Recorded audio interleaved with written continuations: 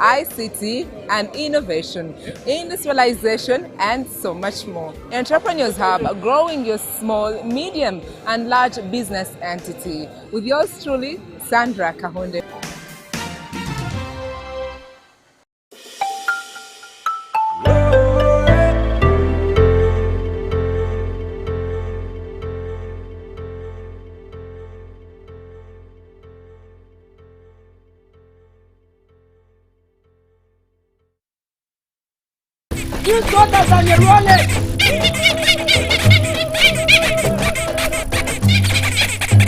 Elderly and persons with disabilities. It's time to choose our leaders. Let's show up and participate in the Special Interest Group elections. Starting June through August this year. Your vote, your voice. My vote, my voice. This message is brought to you by the Uganda Electoral Commission. My name is Erica Murunchi and welcome to Be Inspired by Erica. So today I want to talk about personal hygiene. Personal hygiene is not just a habit, it is a way of life. By maintaining personal hygiene, you will reduce stress, improve on your focus, show respect for yourself and others around you, to the people around you. Take care of your space and your life. Keep your room tidy, wash your hands, cut your fingernails, comb your hair, brush your teeth, and many others. Take care of your space and your life. Brush your teeth, make your bed, bathe, cut your fingernails, comb your hair, and many others. Make cleanliness a habit. Personal hygiene should be a priority. Cleanliness is next to godliness. Stay blessed. Much love. Thanks for watching.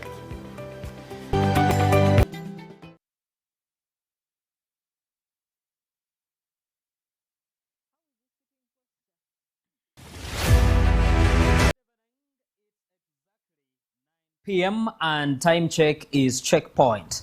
My name is Ivan Tumukunde. You're watching U24 television, your national youth channel. We give you a platform to be able to discuss all issues under the sun concerning Uganda, concerning us as young people, and how we can put a break in making Uganda a better country. What a better time than tonight to discuss the issue of legal preparedness when it comes to the elections that we are already into and preparing for the general elections happening 2026.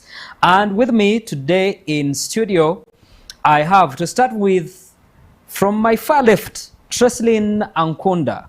Welcome to the checkpoint. I'm glad I didn't say Youth of Purpose. You're a very, very common face on that show, but welcome for your first time on the checkpoint. Thank you for having me, Ivan. Okay. If you can, kindly say hello. My name is Treslin Ankunda. I am a student at the Law Development Center, and I'm very much honored to be part of this conversation. I hope to learn and also add my voice to the topic. Thank you. Thank you so much, Treslin. And next to Treslin is someone that is so passionate about young people and does whatever it takes to give young people opportunities, give them advice, mentorship, but also platforms to be able to shine. Welcome, Dr. Patricia Ochan Okiria, Deputy IGT. Thank you very much, Ivan. I am Patricia Ochan Okiria, and I'm very happy to be part of this conversation, part of this show this evening. And I'm very excited to be here with Treslin because she has really been energetic and pushing the girls' mentorship spaces active. But I later on learned that they had kept her off somewhere. But I'm also happy that they have kept her there because she's going to come out more powerful. Sure. Yes. Okay. Thank you so much, Doctor. And right next to me, Vian Ayebare. Welcome once again to the checkpoint. Say hello. Thank you very much, Ivan. Good evening, viewers. My name is John Vian Ayebare, and I'm the Guild President at the Law Development Center.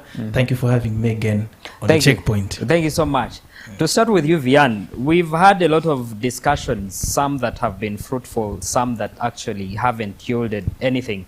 Talk of an issue immediately after the 2021 elections. We started discussing the issue of electoral reforms, but also the different legal challenges that come usually after the elections. And to me, I think those are issues that should be worked on way before we get into these elections if we are to have a smoother, fair election. And to start with, if you can kindly take us through the current legal electoral framework for Uganda. Thank you very much. To begin with, elections are an important avenue for Ugandans to participate in and then determine how they are to be ruled. And it is a constitutional command. And the current legal framework that we have, definitely we start from the Constitution, it being the supreme law. Most importantly, it gives us the Electoral Commission, the supreme body which is responsible for organizing elections, not only organizing but also ensuring that people register, people vote, delivering a free and fair election, voter education. All that administration is enshrined in the Electoral Commission. Apart from that constitutional framework, briefly, of course, we cannot exhaust everything about elections from the Constitution. We have the Presidential Elections Act. The Presidential Elections Act, that one governs election of the president. The term of the president, how should campaigns go, how should he be nominated, how should he be declared in case you want to challenge an election, what should you do, and where do you go? You've seen election petitions previously going to the Supreme Court. So the Supreme Court handles complaints in form of petitions. If a candidate is dissatisfied, he will be able to go to the Supreme Court.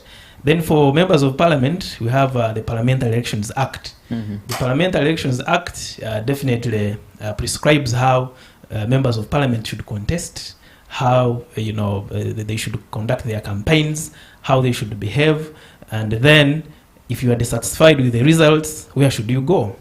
You've seen members of parliament who are dissatisfied, they go to the High Court. Recently, you saw the Nalukola and Nambi battling in the High Court. So if you're dissatisfied, definitely you go to the Court of Appeal, and that is the end. If you're a parliamentarian, you have no leeway to go to the Supreme Court. Yes. Then for local councils, we have the Local Government Act, and that one also stipulates how LC5 chairpersons are voted, local council chairpersons are voted, and all of that. But your question, basically, on the electoral reforms, we should be able to know that an election is not a one-day event. An election is a process. So I divide it into 3 stages: pre-election, election, and then post-election. The history of elections in Uganda, if it is to teach us anything, we learn that at least in every election we have had in Uganda, we have kept on improving. We take an opportunity of every election to improve the standards. The first election in Uganda was about 1958, where the colonial government established the Legislative Council, and therefore it opened it to the Africans, and they wanted to vote the representatives. As they come in, we realized there are challenges, which is why we again organized another election in 1961. Uganda boycotts, because for them they wanted a different setup on how they should vote the representatives. Then because they have boycotted, we have another election in 1962. And there is some chaos a little bit, not bad chaos, but political chaos, because we have UPC and Kawaka Yeka politically defeating DP through amalgamation. Then we have a referendum in Uganda'S in 1964 and other elections that followed. But elections were suspended because the first election was in 1962 and the constitution was saying every after 5 years, let's have elections. But before 1967, you have a crisis in Uganda, and therefore the prime minister suspends elections. So we don't have elections from 1962 up to 1980, when we have that election in which Milton Obote won. And after that, there's disagreement. We have people going to challenge that, not in the court this time around, but in the bush. And when they take over power, they hold some elections from 1986, national resistance councils. Then 1994, there we have constituent assembly elections, where we have people going to the constituent assembly, voting people to make for us the constitution, which we have today. Then from there, we keep having periodic elections in 1996, from there up to today. 96, 2001, 2006, 11, 16, 21, now we are going to 26. What runs through is that we have been improving, and the reforms that we have had, they have kept on improving us, especially from 2016 when we had the Mama Mbaba's presidential petition. Remember, the Supreme Court made recommendations. It said we've been having complaints, and there I'm saying election petitions from 2001, and things have not been improving steadily. So they passed recommendations which they thought would improve the election processes. This time around, they gave the Attorney General mandate to monitor this and report back to the Supreme Court. Most of those have been worked on, those recommendations, which is very good. For example, the time for challenging a presidential election, it was only 10 days. That after they have declared, you challenge in 10 days. That was practically impossible. So they added 5 days. Now it is 15. And then the time the Supreme Court is to make a decision after you filed that petition, it was previously 30 days. Now it is 45. And then the Electoral Commission has 60 days to organize in case an election is overturned. So we've made progress. Okay. We are not yet there.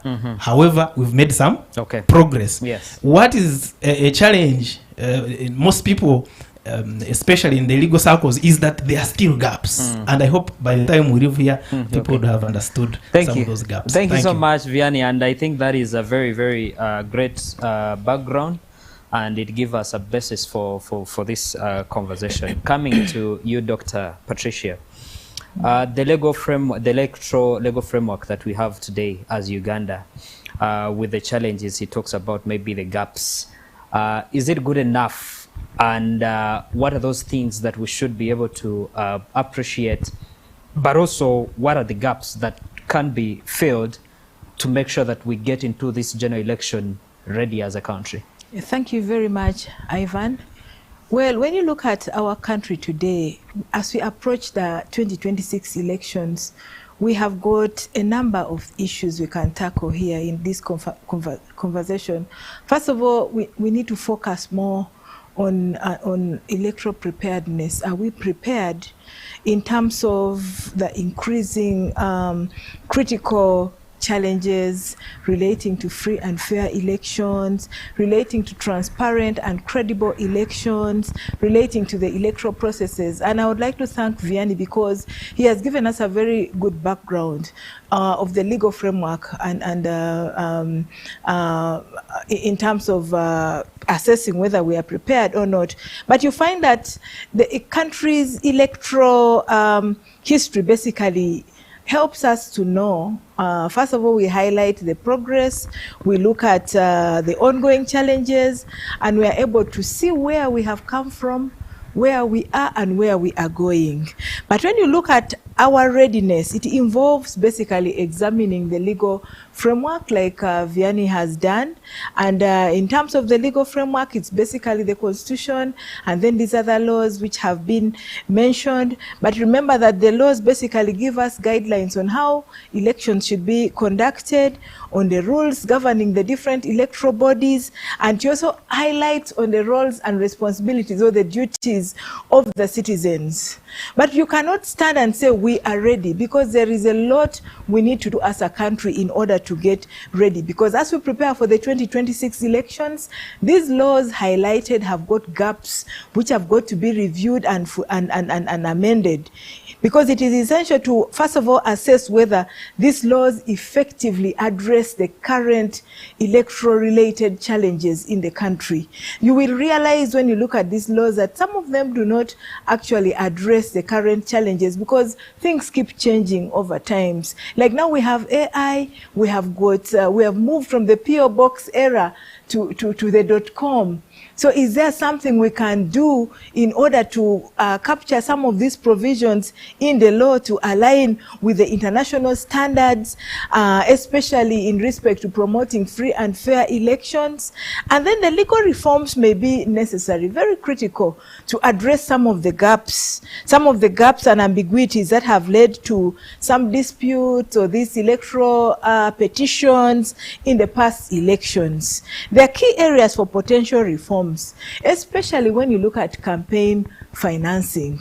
You have heard, like me from the anti-corruption background, there is voter bribery. We need to know, first of all, who is financing this? How comes other parties or other candidates have got lots more money than others? Where are they getting this money from? So it's important for us to look at areas for potential reforms. We look at electoral financing. Where are they getting money? Then the voter registration processes. How is the voter registration process going? Is it fair? And for me, I'm talking about this because I'm thinking about the integrity of the process. Because if I'm talking to my voters, not my voters, because I'm not a politician. If I'm talking to citizens out there and I would like you to offer leadership of integrity, then I expect you to demonstrate and walk the talk. But the institutions responsible also have got to offer this integrity in the systems, voter registration processes, resolution of electoral disputes, and so on. We need to strengthen those legal provisions that ensure that there is transparency, there is accountability, and these areas can enhance public confidence, especially when it comes to electoral processes. Then the institution responsible for elections, how ready is the institution? Have they trained and equipped the staff? Have they given people skills and capabilities to be able to handle? So the effectiveness in terms of the independence of the institution is very, very vital for credible elections. Again, when we talk about the integrity of the election, the institution has to be at a tip-top condition. The EC should have the capacity to conduct these elections. The EC should equip its staff with the tools, with the skills, with whatever it is they require to ensure that they are able to conduct free and fair elections and ensure accurate voter registration. Because many a times when people come up and say, oh, my name is not on the register, they have skipped these names from this alphabetical order to this. So this is the time for those anomalies to be corrected. This is the time for people to ensure that their names are properly captured.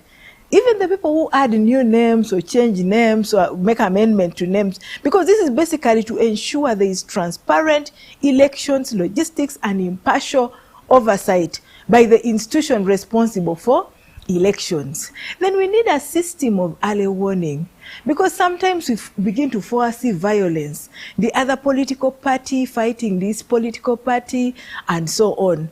When Vianney was giving us the background, he forgot to tell us about the birth of political parties and line them up from DP. I was told DP was the first one, up to the current, is it PPF or PFF something? So when we get to know, because the presence of political parties is very, very critical, because remember, they critique the ruling party, they offer competition. But remember, when we talk about electoral integrity, the ground has got to be leveled. But many a time to hear people saying, oh, the ground is not leveled, this one is favored over the other, and so on. So the political environment should have inclusivity, where everybody is free to come out and participate and air out their views and offer their leadership. And remember, we're talking about offering leadership of integrity. So the political environment in our country basically plays a very significant role, especially in shaping the electoral preparedness. How are we when you look at the political environment? Because inclusivity remains a critical issue, with efforts needed to increase the participation of the marginalized people. Are persons with disability able to come and participate in the elections? If it gets violent, how safe are they? So we need to take care of those groups, including women, the youth, and so on. Then we need to encourage diversity in political representation, because this can enhance this inclusivity we are talking about. It can promote legitimacy, especially in the electoral processes, and basically it creates an environment where people feel their voices are listened to, people feel their votes are valued, people feel free to participate in the process. But when there is intimidation, when there are fights, when there is discrimination, then you find people will sit back. And here we are encouraging people to come and offer leadership of integrity and vote for leaders who will offer their services genuinely to the country and be able to make a significant impact in the lives of many. But you know, when we go for this voter bribery, I know that the hungry Ugandan doesn't think beyond the next meal. But voter bribery is something that messes up, because a person who bribes somebody to get votes cannot go back and take care of the needs of the citizens out there. They have to because pay he will themselves have back. yes, they have to pay back, and then that basically affects the integrity of the whole process. So for me, I'm calling out citizens out there, young people, vote for leaders of integrity. Someone who is honest, who stands for truthfulness, who promotes the ideals and values of this country. And there, for me, I would have no problem completely. Then even civic engagement and voter education.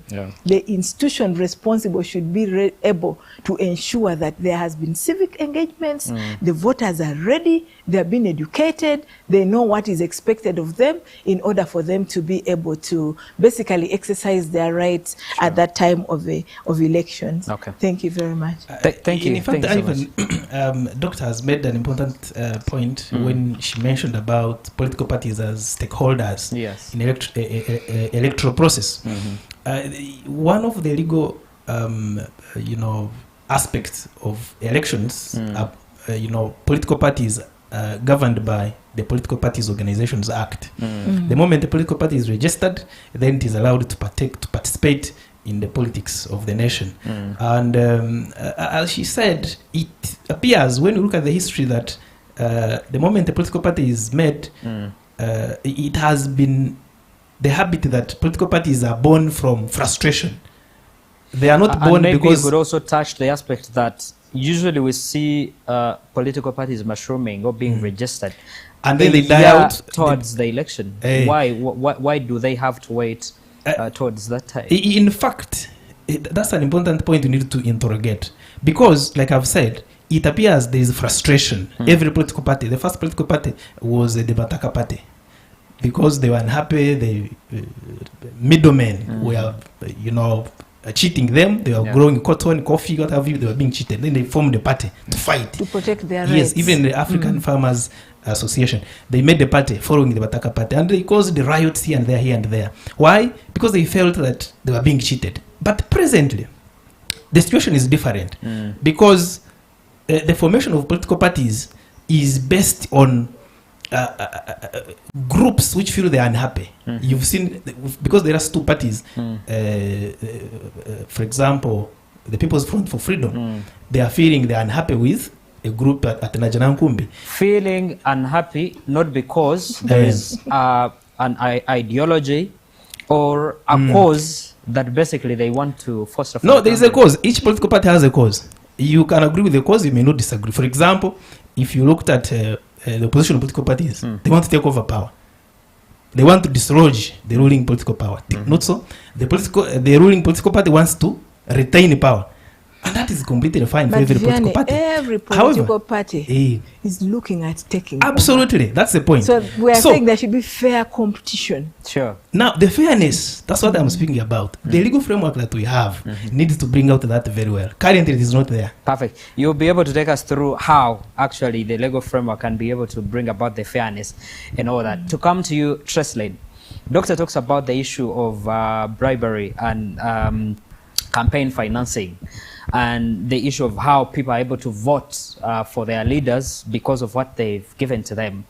Does the current electoral legal framework really give an environment for the young people, for the youth, to be able to fully participate, be involved, and take up those positions, be able to be involved in standing for those positions, putting the fact that most of the young people definitely cannot be able to have enough finances to put in, but also they are not in those positions where they can be able to steal properly and get money to give out.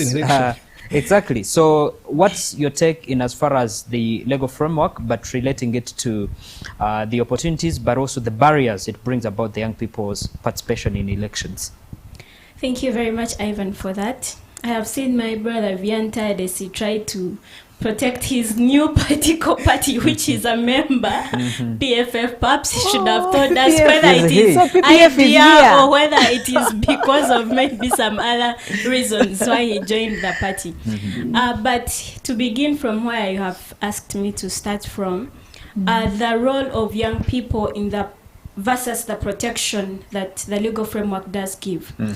First of all, whereas the Constitution gives the mandate of the right to vote to every individual, realize it's different when it comes to the young people, the realities that young people face.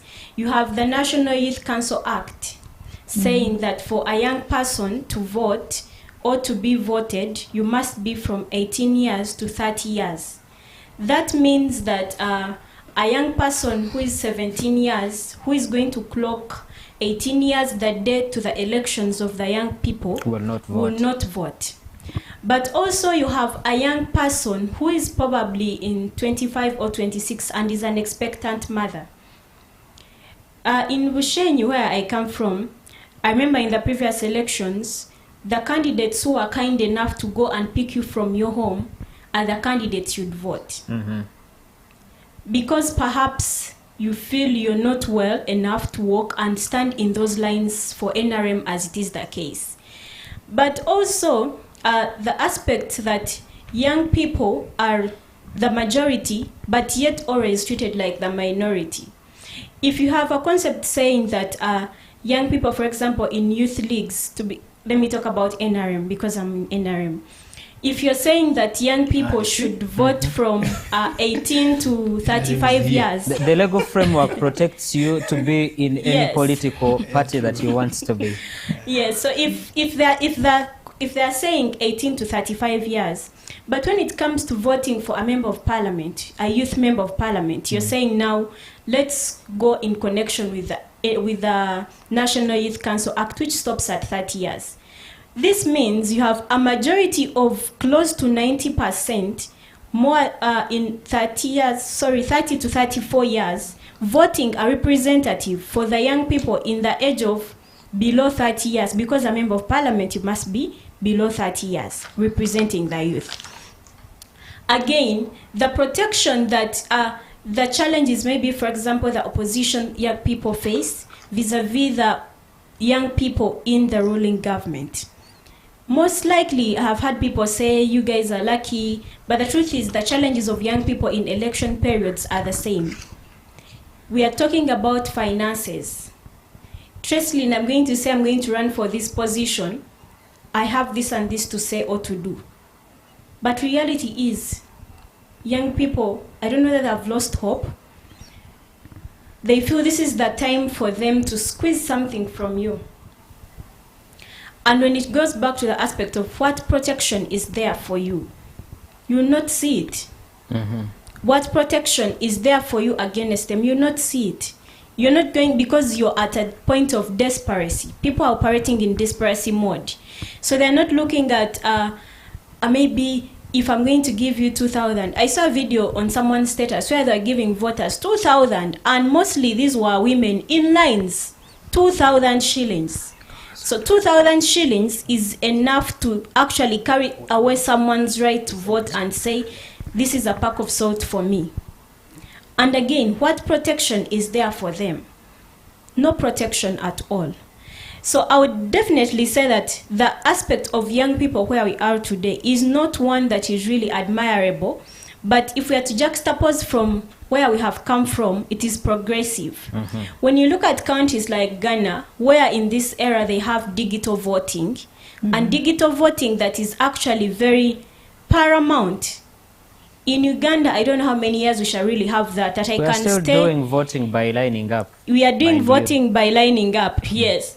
I don't know when we shall reach that step of where within my comfort zone or within my village or in the farm, I can ably be able to take my vote, because I think that is one of the ways would reduce the financial and the voter bribery in especially lining up. If someone gives you their 5,000, trust me, they want to see you behind their back.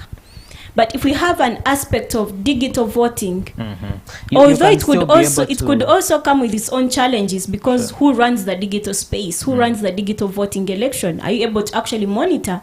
It could have its own challenges, but the reality is, if young people are not able to show up in those spaces and vote to the right of their best of their knowledge, then whom are we protecting? And if you can kindly also look at, for example, the numbers of young people that we are having out of Uganda who are working abroad, all those most certainly will be differentialized, that they won't be able to vote.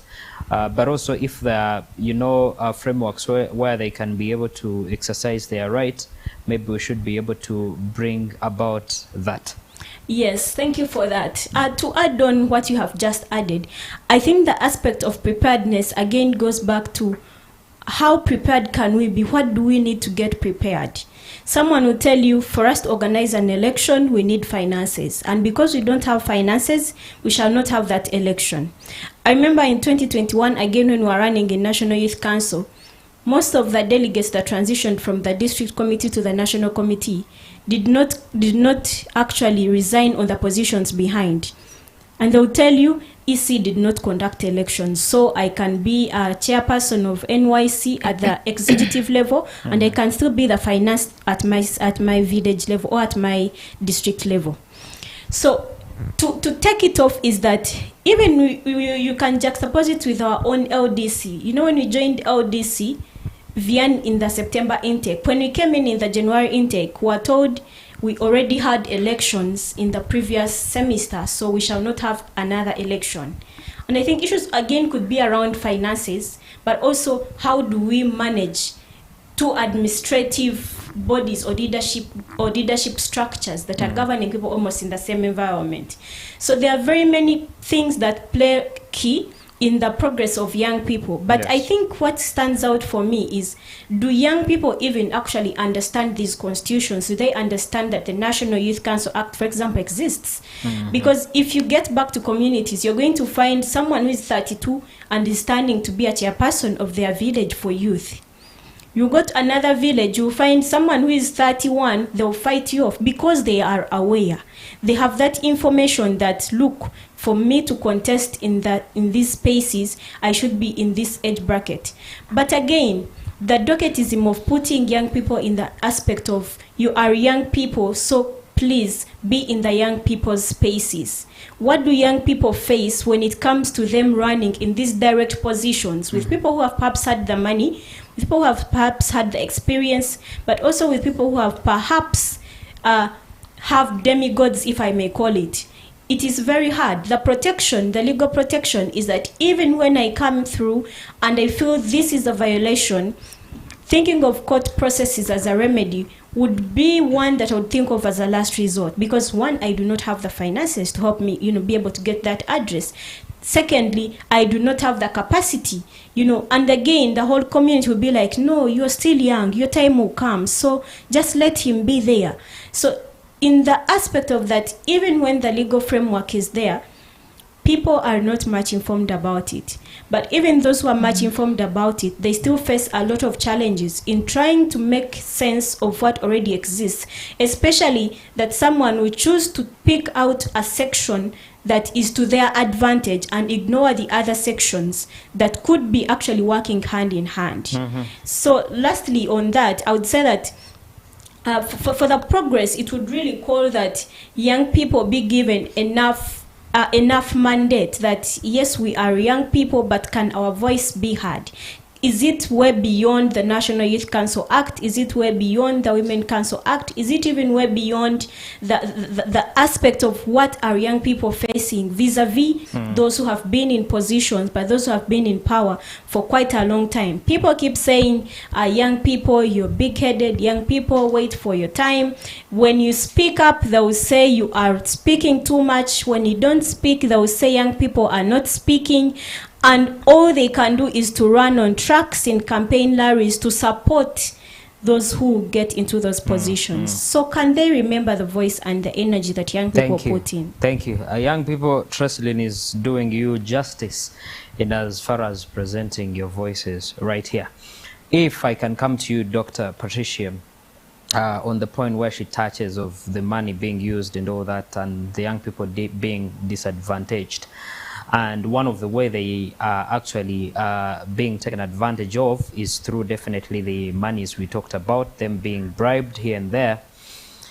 What is your office doing in as far as protecting Ugandans, because it's money that belongs to us, where, for example, we have public servants who are still using their offices to campaign for votes, but also those who are using our resources in terms of, for example, cars to be able to move and go to rallies. Do they actually have a right? Maybe they have a right to be able to use all that. So in protecting us and protecting our money, what is your office doing, and what should be done actually in the right way?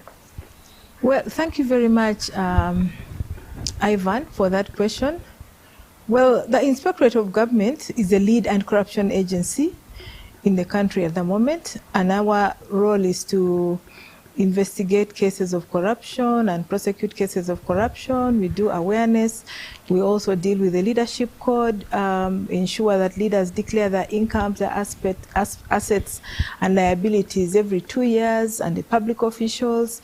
But now when it comes to elections, it is a time when leaders or public officials who intend to stand should resign from their public offices and go into elections or campaigns. You talked about government property. You realize that abuse of public property is an offense within the law, and for us as the Inspectorate of Government, we are keen to hear cases, report to us cases of public officers who are using public property, especially when it comes to elections. Like, you cannot go with a government car in the field to canvass for votes. You cannot take just like you cannot take a government car to carry grass for your goats. That will be abuse of public property, and it is punishable within the Leadership Code Act, because the leader has got to offer leadership of integrity. A leader has got to be responsible, and when those cases come, again, I encourage young people to report. But speaking from what Tresilyn was saying, the young people, I don't know whether to say you are the majority or we are the majority. We are the majority. The young people are the backbone of this country. The young people are like, you know, because they're the majority and everything oscillates around the young people. So I don't think the young people should be left out there. I believe if we equip the young people with knowledge and skills, they will be able to come out and offer leadership of integrity. They will be very, very responsible. But unfortunately, people are looking at the election period as a time to make money. Everybody wants to go following candidates. Everybody wants to be paid. And this is how we see these instances of the 2,000 shillings in villages. Like I started, the hungry person doesn't think beyond the next meal. He will definitely go and queue for that salt, for that sugar, and for that 2,000. But it is our responsibility to disseminate this information and equip people with knowledge, and let them know that their votes actually count. Let them know that they are responsible for reporting cases of corruption, especially during elections, cases of voter bribery. And as an institution, we are ready to have those cases registered and sanctioned. Will investigate them and bring the leaders or culprits to book, because we have got the mandate within the Constitution. We also have the responsibility of continuously engaging and teaching people, disseminating information that will help them to be able to exercise their rights when it comes to elections, to be keen to ensure that there is transparency, accountability, and anti-corruption during the electoral process. And for me, one of the reasons why I love the young people, they use the phone. In this digital era, this information will be disseminated. If I shared with Tresilyn a peace, it will be all over LDC. It will catch the fire, and all her colleagues, all her friends, all the women mentorship series will pick it, and it will spread.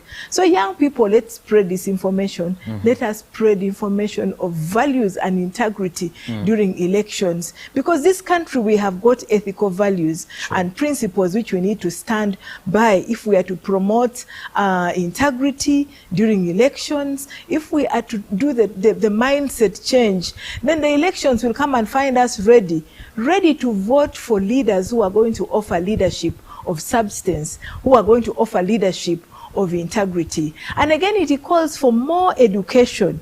The civil society play a very significant role when it comes to educating people.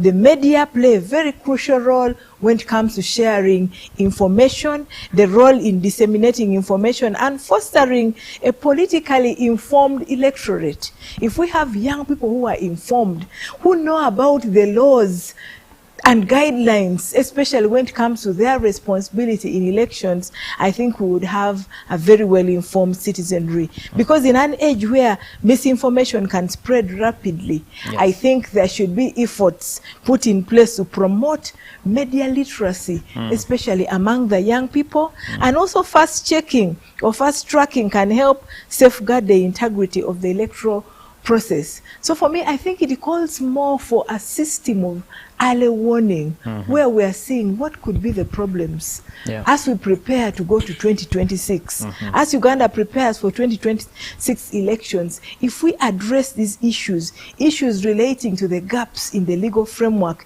issues relating to the capacity of the institutions responsible for elections, issues relating to political environment and civic engagement, I think is very, very crucial for ensuring a credible and democratic process and involvement, a holistic involvement of the young people in the process. So when we focus on these areas, I think Uganda can work towards an electoral process that reflects the will of the people, that also strengthens democratic governance, that is holistic and brings the young people on board, so that we don't leave the young people out there lamenting. Because like I said, we the young people are the majority now. They are already speaking right here. We talk about the engagement online. I'll pick a few of your comments. We are streaming live on YouTube, but we can also go and have your comments on our X, that's at U24 Television UJ.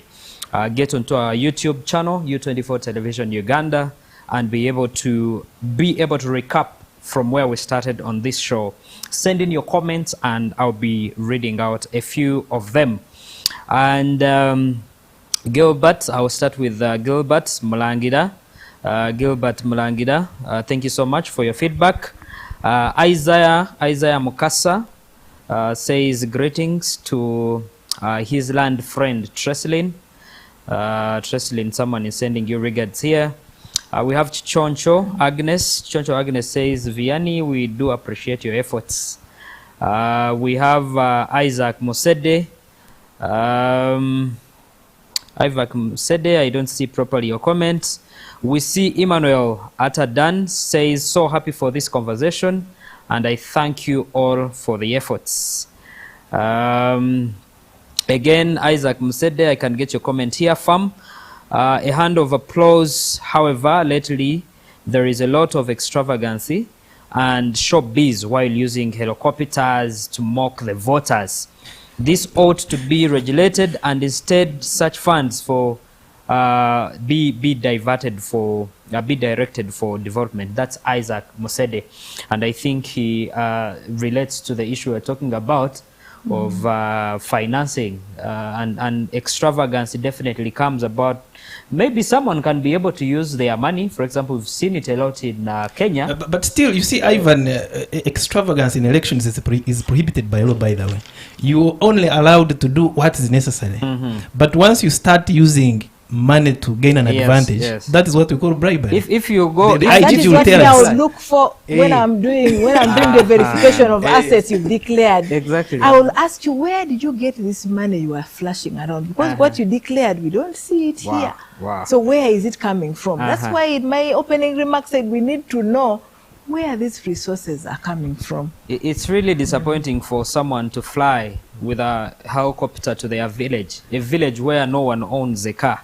It's really so disappointing. If you're going to a town where you know you have 3-4 people who also own choppers, it would be a normal thing for you to fly in with a chopper to come for campaigns. More comments coming in. Chichoncho Agnes again says to the President LDC, what should be done to increase vibrancy of lawyers in ensuring election justice? That's a question to you. And continues to say to the Deputy IGG, this is for you, Dr. Patricia, that based on previous lessons from last elections, what mechanisms has your office or your institution put in place to have better elections? Sisi Nafula says we are the majority. She's saying the young people or the youth, and everything oscillates around us. This is my key takeaway. I can now go back to Namaingo and tell this to fellow young people. I think they're appreciating what Doctor said, that we are the majority, and that's an affirmation to her. I'll read just one more comment as I come back to you. Martin Musaja Akawa says to Doctor, thanks dearly for the great work. We've seen big people helping the government to construct roads just in the name of campaigning. What practical measures do you have to eradicate this? Maybe he's asking about big people helping to government to construct roads. I don't know what's wrong with that. Maybe Doctor, you get the question. Okay, we can start with a response to those questions. There are questions going to Doctor, and then a question that was going to Vianney. Vianney, if you can pick from that question, and then we'll go to Doctor. To start with, I think it was Agnes who asked, how can we ensure that there is more involvement of lawyers in the electoral process? I think we learned from the ideas of Plato, therefore, a long time ago. But Plato was of the view that if democracy is to work, it should be the elites taking part, leading the way. And the elites, I think we need to clearly distinguish those who have gone to school and those who are elites. You may those who have gone to school and those who have learned. Absolutely. You may be a well-educated person. Yes. But you don't qualify to be among the elites. And someone might not have gone to school, but he's well-grounded in the science of humanity, is well-grounded in democracy.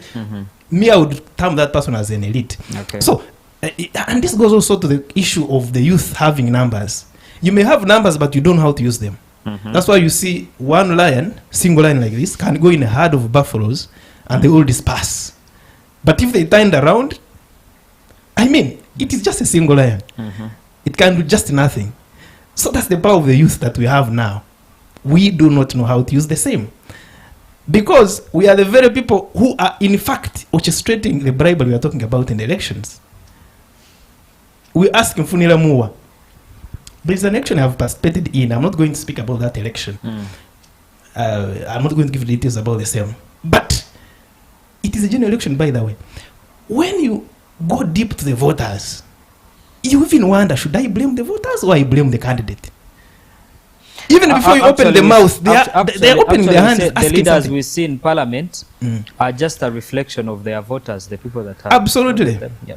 Which is why one philosopher said society deserves the leaders it gets, because they come from us. So whereas we are going to say leaders are bribing, bribery, corruption is two-way. The one who gives and the one who receives. Yes, it is two-way. So the lawyers, if they are going to participate, one, they must understand why they should participate. This is a noble cause. This is an issue of leadership. In fact, one of the frameworks that we have, the lawyers, we've been asking ourselves, what if the incumbent president loses power through an election? Electoral Commission says opposition candidate so and so has gotten a majority. What follows? Does the opposition candidate walk to State House? Does he wait and be sworn in? They go and be sworn in and then do what? Go to State House. Don't you see that as a possibility? You see, there is Don't no you law. see that from the legal framework that you have just The put current for us on framework. the table? The current framework. Doesn't it provide for that? But It does not. It does not, because UPC it does took not. over power Exactly. in 1980. No. And Under the UPC leadership, which organized, the elections which were organized by then, Yes. it was the council. The people who were in power, they're the same who organized and all that. Currently, we don't have a transition mode. Do you need a transition mode? Absolutely, Or you need there is a legal law. framework? There is a need Thank of you a so law. much, Vianney. Need of law Kindly- to bring about transition. kindly, Because once you're declared the winner, you don't just walk to State House. Thank There you must so much. be You a have to be transition sworn law. in. You So have to the be way sworn as we in to need go to to discuss state. that You aspect. have to be, first of all, declared by the Electoral Commission, be sworn in, and then you go to State House. Thank you so much. Doctor, if you can kindly respond to I would those like to questions. respond to Martin. Martin talks about campaigns and big people helping government construct roads. Well, I have not seen this, but there are people who make promises when they go to their constituencies that they are going to do this, they are going to build that school and do this. But it is not the responsibility of the Member of Parliament to construct infrastructure for government. The Member of Parliament is supposed to be doing oversight parliamentary responsibility in Parliament and be a voice for the people in Parliament. That takes us to the benchmarks of democracy. It requires us to have regular, free and fair elections after every 5 years. There should be political plurality where political parties are free to also compete or participate in the elections. Issues of human rights have to be taken into consideration. There's got to be equity and fairness, responsiveness and accountability. And for me, my call for the leaders or for voters out there or for citizens, let us be keen as young people to think and single out. Let us be intentional and purposeful and look out for leaders of integrity, not people who are going to go around telling lies. We need to look for values, people who stand for truthfulness, people who promote integrity, people who walk the talk. And secondly, someone talked, I think it was Kichoncho, said, based on the previous elections, what has the IG put in place to ensure better elections? Well, the IG is not the institution that organizes for elections. For us, we look at issues to do with corruption, but we are here talking about integrity of the electoral process. We are talking about voter bribery and of corruption-related offenses during elections. We are encouraging the young people out there, when you identify these offenses, for instance, the example of someone abusing or misusing public property for his private duties or for elections, you should report those cases to us. Where you see instances of voter bribery, abuse of resources or misuse of office, abuse of office, please bring those cases to us. People who are using resources which are suspicious, I don't know how to call it, but it is primitive accumulation of resources and primitive expenditure. And that happens during elections, where suddenly this person, what he declared is not commensurate to what is displaying at elections. Those cases should come to us and we will be able to investigate. We will first of all do the verification and investigate and be able to bring this person to book to explain that you had all this. There are pictures, there is evidence that you are doing ABCD.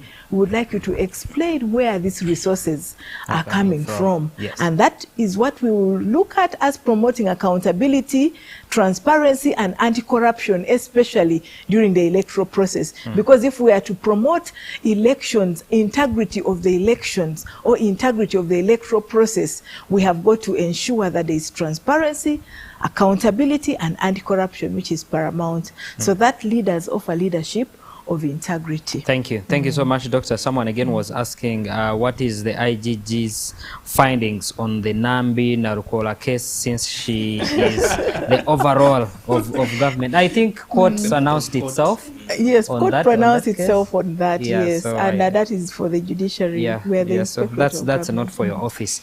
Thank you so much. So we have a few minutes to the close of tonight's show. I will start with you, Treslin, in about a minute or two. what do you think we can be able to do to utilize the current legal framework and utilize it as the citizens to make sure that we have an effective and fair election? But if you can direct that message to the young people that whatever the framework we have, we utilize that.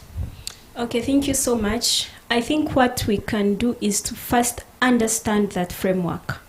Without understanding it, we shall just keep putting ropes here and there and thinking it does not protect us. So first step is get those statutes, get those acts, try to understand, try to read through. If you feel there's why you're not understanding, reach out to a colleague, reach out to someone who is able to help you actually understand at least the basics. And the second thing we can do is to share knowledge, intergenerational dialogues. Dr. here, Patricia, is one of those people who always actually is willing to share her experience. Not because that time is always there that she's free, but because she actually creates time for it. So if we had many Dr. Okirias in this Uganda that are willing to, come through and sensitize young people and give them this information, I believe would also move much better. But also, don't be the young person who actually moves in a backward format instead of a progressing manner. Sometimes when you're to speak, have the evidence. Don't just go online and shout there is voter bribery, they have stolen my votes, but you don't have evidence to actually show that you actually are a victim of that. Things like if there are issues around DRR forms, are you actually looking at that DRR form when it is being signed? Or when you think that, majority of people have voted me, you run away. And before you know it, by the time it reaches district, you realize that actually, my votes got lost along the way. You think you had the votes. So have those cautions that even before the election starts, who is watching over for you? Who is going to sign your DRR forms? Do you actually trust them? Or are they going to get chigati and run away? And lastly, as young people, let's be that person that someone trusts. Conversations of we cannot trust young people, we cannot deal with young people, we have seen what young people can do, are too much in the public. Be that young person that can be trusted. People love to work with those who can actually be trusted. And as I call it off, again, to appreciate you, Ivan, and also U24 for creating this amazing space, because these are platforms that we need. Whoever did not watch the conversation, at least will be able to get it on YouTube. So if we actually continue these conversations, I believe information will get there.